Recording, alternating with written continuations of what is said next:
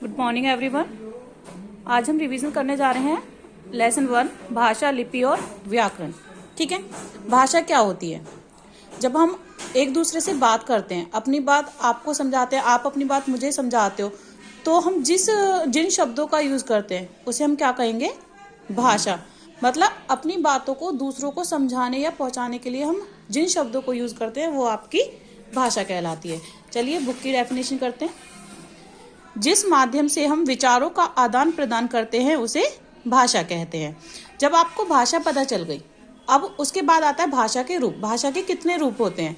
आप सभी ने सुना हुआ है भाषा के वैसे तो 3 रूप होते हैं, मौखिक, लिखित और सांकेतिक। लेकिन यूज में कौन से आते हैं? मोस्टली 2 ही रूप, जैसे कि मौखिक रूप और लिखित रूप।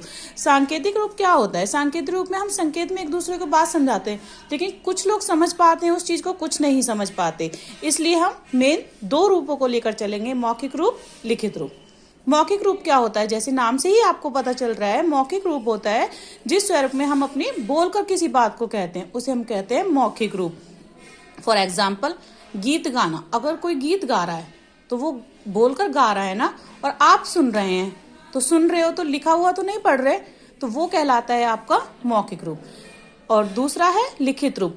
भाषा के जिस स्वरूप से हम लिखकर अपनी बातों को दूसरों तक समझाते हैं और दूसरे पढ़कर उसे समझते हैं। जैसे कि पत्र लिखना। अब मैंने किसी को, फॉर एग्जाम्पल, मैंने मोबाइल में किसी को एसएमएस सेंड कर दिया। एसएमएस से मैंने लिखकर सेंड किया है और आप भी उसे पढ़ेंगे, बोलकर तो मैं आपको नहीं बता रही, तो उसे हम भाषा का लिखित रूप कहते हैं। मेरे मामा जी का पत्र आया, तो पत्र आया, पत्र में तो लिखा हुआ रहता है, तो ये कहलाता है भाषा का लिखित रूप। नेक्स्ट टॉपिक आता है आपका लिपि। लिपि क्या होता है? भाषा लिखने के ढंग को लिपि कहते हैं। क्या है इसकी डेफिनेशन? भाषा लिखने के ढंग को लिपि कहते हैं। अब हमारी अलग अलग भाषाएं होती हैं, हिंदी, संस्कृत, मराठी, अंग्रेजी, तो उन सभी की अलग अलग लिपि होती है। कुछ भाषाएं ऐसी होती है जिनकी एक ही लिपि होती है, अदरवाइज सबकी अलग अलग लिपि होती है। ये लिपि आपको याद करनी है। हिंदी की लिपि देवनागरी, पंजाबी की गुरुमुखी, तमिल की तमिल, अंग्रेजी रोमन, उर्दू की फारसी, बंगाली की बांग्ला।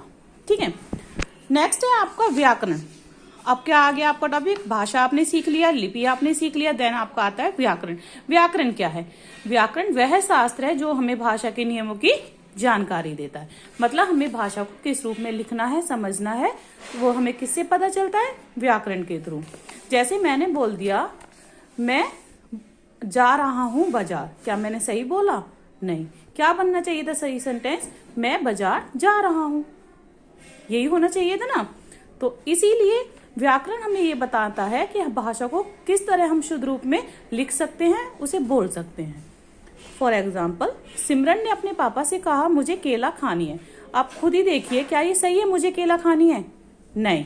क्या आना चाहिए था? मुझे केला खाना है। खानी है की जगह क्या आना चाहिए था?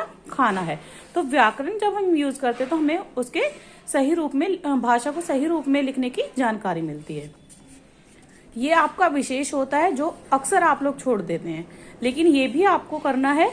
हिंदी भारत की राष्ट्रभाषा है। हो सकता है मैं आपसे क्वेश्चन पूछ लूं, भारत की राष्ट्रभाषा कौन सी है? हिंदी। अंतरराष्ट्रीय भाषा कौन सी है? अंग्रेजी।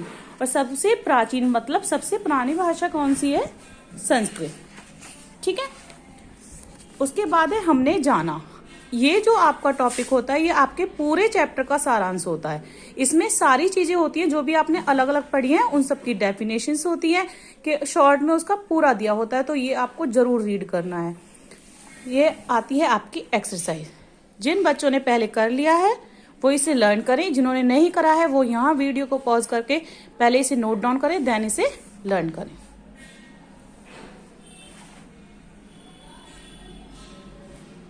ये आपकी मैचिंग है। इसमें आपको बताना है कौन सा रूप है, मौखिक है या लिखित। जब कोई डांट रहा है तो मौखिक, लिखकर कोई बात हो रही है तो वो लिखित। गपशप करना होता है, आपस में बातें करना, जैसे फ्रेंड्स गपशप करती है, तो वो भाषा का कौन सा रूप होता है? मौखिक। इस तरह से आपको ये चैप्टर कंप्लीट करना है। Okay, thank you.